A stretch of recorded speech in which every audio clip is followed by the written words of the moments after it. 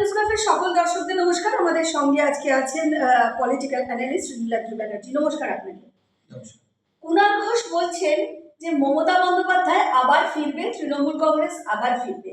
এই 2029-এ যে নির্বাচন, সেই নির্বাচনে তিনি নাকি প্রধানমন্ত্রী হবেন, আর 2031-এ আবার তিনি মুখ্যমন্ত্রী হয়ে ফিরে আসবেন। বলছে কিনা কুণাল ঘোষ? কুণাল ঘোষ দলের মুখপাত্র। আমি একটি বড় চ্যানেলের অনুষ্ঠানে দেখেছিলাম যে বিরোধীরা যখন তাকে চার্জ করেছিলেন যে আপনি তো এই ধরনের কথা বলেছিলেন, বিজেপি 50ও ক্রস করবে না, কি হলো? তা উনি তখন তার রিপ্লাই বলেছিলেন যে মুখপাত্রদের এই ধরনের কথা দলকে চাঙ্গা রাখতে বলতে হয়। উনি তো বলেই দিয়েছেন এই কথাগুলো, উনি ওই জন্যই বলেন দলকে চাঙ্গা রাখতে চাইছেন কুণাল ঘোষ। এখন মানুষ কুণাল ঘোষকে বিশ্বাস করবেন কিনা সেটা তৃণমূলের কর্মীদের ব্যাপার, কিন্তু বাস্তবে এরকম কোনো সম্ভাবনা নেই। মমতা বন্দ্যোপাধ্যায়ের দলটা আজ থেকে উঠে গেল। সুতরাং এই বাজে কথা বলে তো লাভ নেই যে দল 4 নম্বরে নেমে এসছে ফলতা নির্বাচনে 4% ভোট পেয়ে। 4% ভোট 4 নম্বর। সেই দল ভাবছে মানে তো ছেঁড়া কাঁথায় শুয়ে মানে রাজা হওয়ার স্বপ্ন, সেরকম ব্যাপার হচ্ছে। নীলাদ্রিদা, বিষয়টা যে এই যে নন্দীগ্রামে কিন্তু উপনির্বাচন হবে, এবং সেই উপনির্বাচনে অদ্ভুতভাবে তৃণমূল কংগ্রেস কোনো প্রার্থী খুঁজে পাচ্ছে না। মানে যিনি দাঁড়িয়েছিলেন পবিত্র কর, তিনি সরে গেছেন, এবং আরও যারা সেখানে তাদের সম্ভাব্য প্রার্থী হিসাবে তারা দেখেছিলেন, সবাই কিন্তু নাকচ করে দিয়েছেন। কেউই সেইভাবে প্রার্থী হতে চাইছেন না। মানে নন্দীগ্রামের মতন একটা জায়গায় তৃণমূল প্রার্থী খুঁজে পাচ্ছে না, এই পরিস্থিতি। না, ওখানে 4 নম্বরে আসবে তৃণমূল। লড়াইটা তো হচ্ছে সিপিএম এর সাথে বিজেপির হবে, এটাই লড়াই। মানে সিপিএম তাহলে দ্বিতীয়তে উঠছে। একেবারে, কিন্তু ফলটা স্পষ্ট করে দিল। ভোটের ফারাকটা দেখুন না, সিপিএম 20% ভোট পেয়েছে, আর তৃণমূল পেয়েছে 4%। এবার আরো নেমে আসবে। লড়াইটা হচ্ছে বামেদের সাথে বিজেপির হবে, যেটা আদর্শগত লড়াই। মানুষের সাথে যেটা পেয়েছে তাদের উপর নির্ভর করবে, কিন্তু তৃণমূলের কোনো জায়গা নেই। কারণ তৃণমূলটা মানুষ বুঝেছে কোনো দল নয়, এটা দুষ্কৃতীদের সংগঠন ছিল, পিসিভাইপোর প্রাইভেট লিমিটেড কোম্পানি। তো এখন মানুষ বুঝে গেছে, আর ওই দলের হয়ে কে দাঁড়াবে, লোক কি পাবে না, খুঁজে খুঁজে নিয়ে আসতে হবে। কুণাল ঘোষই থাকবেন কিনা আপনি দেখুন, এই যে এখন ডায়ালগ মারছেন, কালকে দেখবেন হয়তো কোনো দলে চলে গেলেন। ববি হাকিম থাকবেন, সেটা নিয়েও প্রশ্ন আছে। ওই পিসি আর ভাইপো একমাত্র থেকে যাবেন দলটাতে। কর্পোরেশনেও একটা নজিরবিহীন ঘটনা দেখা গেল। সেখানে অধিবেশন হওয়ার জন্য যে প্রসেস সেটা করা হয়েছিল, কিন্তু যেদিন অধিবেশন সেদিনকে অধিবেশন কক্ষ পর্যন্ত খোলা হয়নি, সেখানেও বিরোধ দেখা গেছে। এবং ববি হাকিম তিনিও একটা আশঙ্কা জানাচ্ছেন, হয়তো তিনি ইস্তফা দিতে পারেন। এই বিষয়টাও সামনে আসছে। মানে কিভাবে দেখছেন বিষয়গুলো? এবার যদি নির্বাচন দেখেন, 102টা ওয়ার্ডে এগিয়েছিল বিজেপি, আর 42টা ওয়ার্ডে এগিয়েছিল তৃণমূল। ঠিক আছে, কর্পোরেশনে বিজেপি বর্তমান ধারণা যে ক্ষমতায় আসতে চলেছে, আমার হিসেবে বিজেপি প্রায় 134টা ওয়ার্ড জিততে চলেছে, তৃণমূল শূন্য পাবে এবার কর্পোরেশনে। যে দলটা শূন্য হয়ে যাবে কর্পোরেশন থেকে, তৃণমূলটা থাকবে না। মানে নির্বাচনে একটা তো দেখা গেল ফলতা, আর এরপর কর্পোরেশন থেকে আর থাকবে না তৃণমূল। সুতরাং তো সেই দল নিয়ে কেউ দাঁড়াতে চাইবেন, মানে কার্যত সাইনবোর্ডও থাকবে না। সিপিএম কে সাইনবোর্ড বানিয়ে দিয়েছিলেন না, কংগ্রেসকে বানিয়েছিলেন।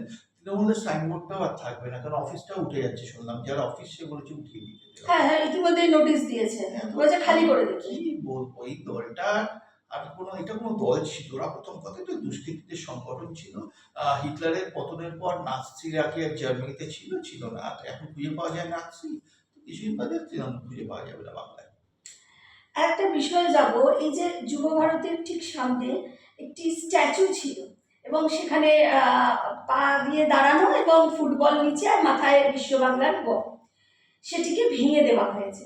এবং মুখ্যমন্ত্রী তিনি লাইভ করে দুঃখ প্রকাশ করেছেন। তার বক্তব্য যে আমি যখন ক্ষমতায় ছিলাম তখন আমি তো কোনো লেনিনের স্ট্যাচু ভাঙিনি, আমি তো শ্যামাপ্রসাদের স্ট্যাচু ভাঙিনি, আমি বাইরে থেকে শিল্পী এনে আমি নিজে নিজে ওই লোগো বানিয়ে নিজে ডিজাইন করে একটা বানিয়েছিলাম, সেটাও ভেঙে ফেললো এই সরকার। এই ধরনের, মানে এরা ভাঙতে জানে, গড়তে জানে না। মমতা বন্দ্যোপাধ্যায়কে বলা দরকার চোখ রেখে যে উনি খুব খারাপ শিল্পী, খুব খারাপ কবিতা লেখেন, খুব খারাপ ছবি আঁকেন, এবং খুব খারাপ ওনার চিন্তা ভাবনা।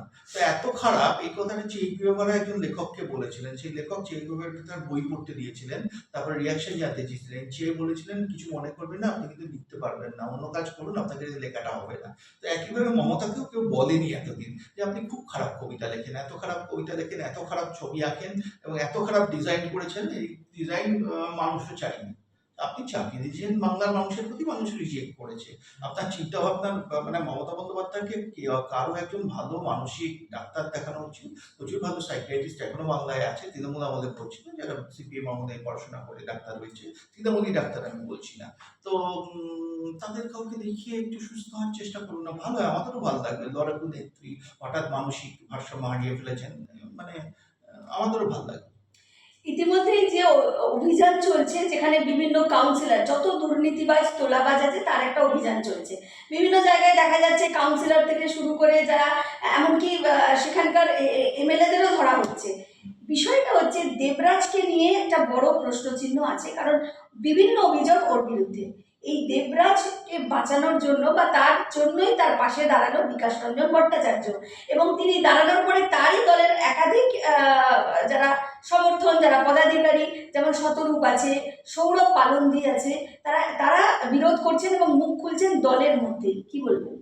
না না, এই বিকাশ তো সিপিএম এর বিকাশের অন্তরায় হয়ে উঠতে চাইছেন। সিপিএম এর একটা ভালো সম্ভাবনা আছে, তো সেই সময় বিকাশ নিজের প্রসার করার জন্য ফ্রিতে তো করছেন না, পয়সা নিয়ে করছেন তো নিশ্চয়ই। তো আর সেখানে কোথাও কি বিকাশ বাবুর এতটাই পয়সার অভাব হয়েছে এখন দেবরাজকেও বাঁচাতে হবে? কি বলবো বলুন তো, মানে ওনার কি হয়েছে ভগবান জানে, নালে কেউ গোমাংস খায় ওভাবে দাঁড়িয়ে দাঁড়িয়ে, বাড়িতে বসে খান না, রাস্তায় দাঁড়িয়ে গোমাংস খাওয়া একটা হিন্দু মেজরিটি শহরে, মানে মানুষের ভাবাবেগেও তো আঘাত লাগতে পারে। সিপিএম এর নেতারা তো যদিবাবুকে কখনো দেখেছেন এরকম কাজ করতে, বা বুদ্ধবাবুকে কখনো দেখেছেন? বিকাশবাবু কেন করছেন উনিই বলতে পারবেন। ওনারও কিছু ভারসাম্যের অভাব, হরমোনের ইমব্যালেন্স হয়ে গেল কিনা, এই মমতার পাশে আছেন। বিকাশ মমতার যুগলবন্দি, দেখা যাক কি করে মানুষ। বিকাশ তো মানে সিপিএম এর বিকাশের অন্তরায় হয়ে যাচ্ছে, সিপিএম এবার ওনাকে সাসপেন্ড করে কিনা দেখার অপেক্ষা।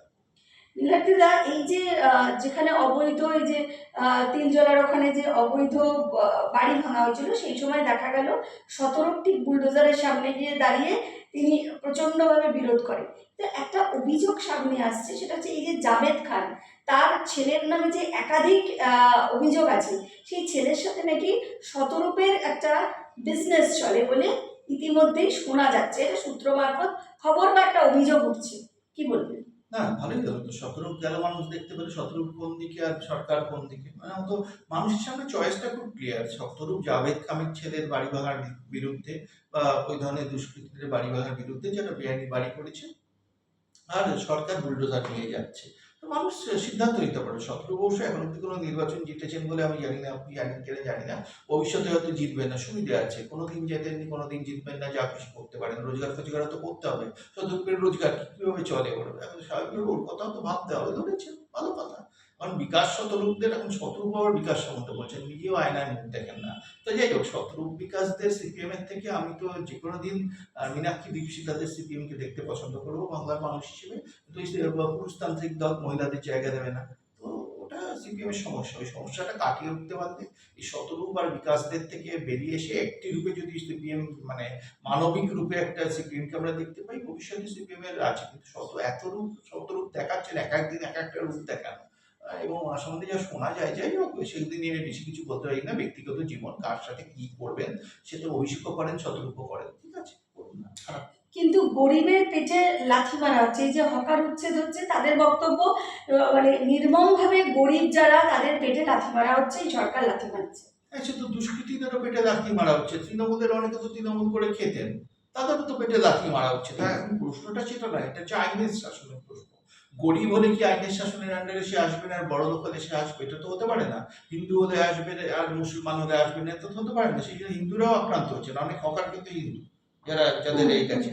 এই সরকার অন্তত এটা চোখে দিয়ে আঙুল দিয়ে দেখিয়ে দিয়েছে, এই সরকার কোনো মুসলমান বিরোধী নয়, এই সরকার যারা আইন ভাঙবে তাদের বিরোধী। এটা নাকি আমি সত্যি অ্যাপ্রিসিয়েট করি, যে এই যে হকাররা যাদের উচ্ছেদ করা হয়েছে, অনেকেই হিন্দু, অধিকাংশই হিন্দু, তা সত্ত্বেও তাদের উচ্ছেদ করা হয়েছে। কোনো হিন্দু মুসলমান দেখছে না। কালকে শোনা যাচ্ছে যে 1,10,000 টাকা যেটা মমতা পুজো কমিটিগুলোকে দিত দুর্গা পুজো করার জন্য আমাদের ট্যাক্সের টাকা থেকে, সেটাও বন্ধ করে দেওয়া হবে। ঈদের নামাজ যেমন রাস্তায় বসে পড়া যাবে না, 1,10,000 পুজো কমিটিগুলোকেও দেওয়া যাবে না। মানুষের ট্যাক্সের টাকায় সেকুলার দেশে এবং ইতিমধ্যেই তো মুয়াজ্জিম ভাতা, পুরোহিত ভাতা বন্ধ করে হ্যাঁ, দিয়েছে, নির্দেশ মজ্জিম দিয়েছে। ভাষাও বন্ধ হয়েছে, পুরোহিত ভাতাও হুম, বন্ধ হয়েছে। হুম। সুতরাং সেকুলার চরিত্রটা পশ্চিমবঙ্গে আবার ফেরত পড়ে, যেটা বামামতি ছিল, মানতেই হবে ছিল। তখনও তো এই বিকাশদের বিকাশ হয়নি সেভাবে। তো এখন বিকাশ শতরূপের বিভিন্ন রূপ দেখতে দেখতে মানুষ বামফ্রন্ট সম্বন্ধে বীতশ্রদ্ধ হয়ে গেছিল, আর টিভিতে মুখ দেখা ওই শতরূপের, আমি কেন জানি না। শতরূপদেরই কেন পাঠায়, কি মধু আছে শতরূপের মধ্যে যে তাকে দেখে পাঠায় সাংবাদিকরা, এইসব ভবিষ্যতে গবেষণা হতে পারে শতরূপদের নিয়ে।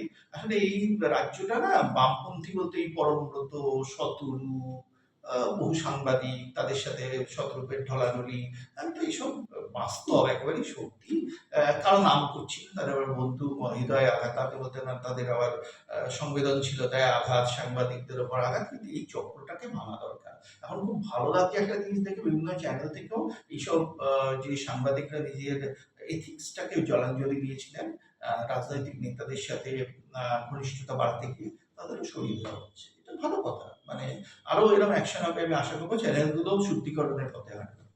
আর একটা বিষয়, এই যে গরু বিক্রি করা যাবে না, গো হত্যা করা যাবে না, এইটা সরকার বলার পর একটা শ্রেণীর লোকেরা, সেটা হিন্দু, কিন্তু মুসলিমরা যেমন তারা বার্তা দিচ্ছেন যে ঠিক আছে আমরা খাবো না, কিন্তু হিন্দু অনেক পরিবার তারা এটাই তাদের ব্যবসা জীবিকা, তারা এফেক্টেড হচ্ছে এবং তারা রীতিমতন বলছে এরকম সোনার বাংলা আমরা চাই না, আমরা তাহলে কি করব, আমাদের সুইসাইড করতে হবে বা আত্মহত্যা করতে হবে। এই যে হিন্দু পরিবার মানে গরু বিক্রি করে তারা জীবিকা অর্জন করতো, এই বিষয়গুলোকে নিয়ে কি বলবেন? হ্যাঁ, তা কেউ তো মানুষ বিক্রি করে মানুষ কেটেও জীবিকা অর্জন করতে পারে। মানে কালকে তো আজকে গরু কাটছে, কাল তো মানুষ কাটতো, তখন তাদের ধরলে বলবো ও আমরা তো মানুষ মেরে খেতাম, মানে আমরাও গরিব, আমরাও তো গরিব মানুষ মেরে খেতাম, তা মানুষ মেরে কিডনি বিক্রি করে খেতাম। আর্জি করে কিডনি চক্র চলে নাকি, অনেকে তো ওভাবেও খায়, শুনেছি আর কি।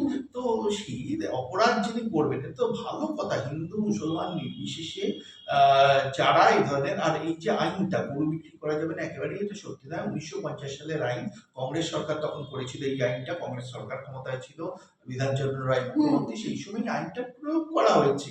যে গরুর 15 বছরের বেশি বয়স এবং যার ফিটনেস সার্টিফিকেট আছে, সেই গরুকে মানে হত্যা করার মধ্যে কোনো অসুবিধে নেই সম্ভবত, আমি যতদূর জানি।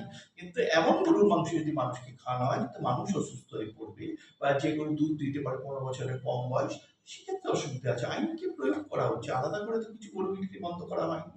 এবং যদি এতে হিন্দুরাও এফেক্টেড মনে করে, তাহলে আমি বলবো সরকারের সেকুলার চরিত্রটা অন্তত স্পষ্ট হয়ে গেল যে এরা হিন্দু মুসলমান বাজ বিচার করছে না, যে আইন ভাঙবে, আইনের শাসনে যে আইন ভাঙবে তাকেই শাস্তি দিতে হবে।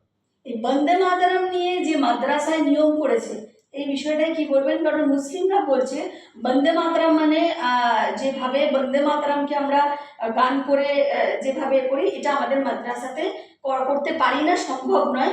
কারণ যেভাবে মানে আফগানিস্তানের যে রীতি মেনে, যে স্ট্রাকচার মেনে ওখানে পড়াশোনা করানো হয়, সেখানে এটা চলবে না, কি বলবেন? তাহলে আফগানিস্তানে চলে যান না, এখানে আছেন কেন? ভারতবর্ষে তো ভারতের রীতি মেনে পড়াশোনা করানো হবে, আফগানিস্তানের রীতি মেনে ভারতে কেন পড়াশোনা করবে?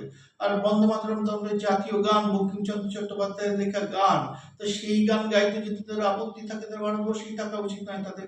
তারা স্বীকার ঠিক করে দিন, তারা ভারতে থাকবেন নাকি আফগানিস্তানে যাবেন। আফগানিস্তানে গেলে ভারত সরকারের উদ্যোগ নেওয়া উচিত, তারা বাংলাদেশে এবং বহু মানুষকে পাঠানোর উদ্যোগ নিচ্ছে, আফগানিস্তানে তালিবানদের মধ্যে তারা থাকতে পারেন। আসলে কিছু একটা তালিবান শ্রেণী এখানে গড়ে উঠেছিল, যারা মেয়েদের রাস্তায় বেরোতে বারণ করতো, তারা নাকি উত্তেজিত হয়ে যায় রাস্তায় মেয়েদের দেখলে। মমতা বন্দ্যোপাধ্যায় বলছেন মেয়েদের নাকি 8টার পর রাস্তায় বেরোনো উচিত নয়, তাহলে ধর্ষণ হয়ে যেতে পারে। এই ধরনের ঘটনা তো বারবার ঘটতে থাকছিল। তো সেই জন্যই আমার মনে হয় কোথাও দাঁড়িয়ে এই তালিবানি মানসিকতার মানুষেরাই বন্দে মাতরম গাইতে চাইছেন না। বন্দে মাতরম প্রত্যেক ভারতীয়র গর্ব করে গাওয়া উচিত। বঙ্কিমচন্দ্রের 150 বছর এবার বন্দে মাতরমের, প্রত্যেক ভারতের গর্ব হওয়া উচিত। এটা তো মানে এতে আরো খারাপ রিয়াকশন হচ্ছে যারা এইগুলো করছেন। আর মানুষ বন্দে মাতরমের পক্ষে, আর তৃণমূলের স্লোগানই তো বন্দে মাতরম, বন্দে মাতরম তো স্লোগান। এখন কংগ্রেস নেতারা বন্দে মাতরমের অঙ্গচ্ছেদ করেছিলেন যখন জওহরলাল নেহরু 1937 সালে কংগ্রেসের সভাপতি ছিলেন। পুরো বন্দে মাতরমটা কেটে দিয়ে কিছুটা রেখেছিলেন। তার কারণ হচ্ছে তাতে নাকি মুসলমানদের ভাবাবেগে আঘাত লাগতে পারে, এই আঘাত লাগাতে গিয়ে তো দেশটাই ভাগ হয়ে গেল। সেদিন বন্দে মাতরমকে ভাগ না করলে দেশটা হয়তো ভাগ হতো না, অনেকে মনে করেন। তো যাই হোক, যা হয়েছে সেটা তো ফিরে আসবে না। অন্তত এখন পুরো বন্দে মাতরম গাওয়া হচ্ছে এবং সেটা মাদ্রাসা এবং অন্যান্য স্কুলেও গাওয়া হচ্ছে, এটাই ভালো। আর আফগানিস্তানের নীতি যদি কারণ থাকে চলে যেতে পারে, কোনো অসুবিধা নেই। ইতিমধ্যে জনগণনা শুরু হয়েছে, সরকার নির্দেশ দিয়েছে জনগণনা হবে, বিষয়টাকে কিভাবে দেখছেন? ভালো কথা, জনগণনা শুরু হয়েছে, এতদিন বাদে জনগণনা হচ্ছে 2011-র পর, এটা তো অত্যন্ত ভালো কথা। আমি আশা করবো কোনো সম্প্রদায়ের প্রতি বিদ্বেষ না রেখে যেভাবে সরকার কাজ করছে সেভাবেই জনগণনা হবে। সবার কথা ভেবে, সবার বিকাশের কথা ভেবেই জনগণনা হবে, এটাই আমি আশা করি। কোনো সত্যিকে লুকানো হবে না। জনগণনা। অসংখ্য ধন্যবাদ আমাদের দর্শক বন্ধুদের যারা অনুষ্ঠানটি শুনছিলেন।